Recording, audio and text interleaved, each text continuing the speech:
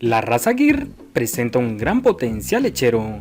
Tiene la habilidad para sobrevivir, crecer y reproducirse eficientemente en los climas tropicales. Su producción en promedio alcanza lactancias entre los 2.800 a 3.200 litros en 280 días. La raza Gir lechero vive un momento único en cuanto a producción de leche se refiere. La raza también muestra eficiencia productiva al ser cruzada con la raza Holstein, generando mestizos de excelente calidad. En la descripción del video te dejaremos los datos de contacto de Gir Lechero del Rey, genética brasileña a tu disposición.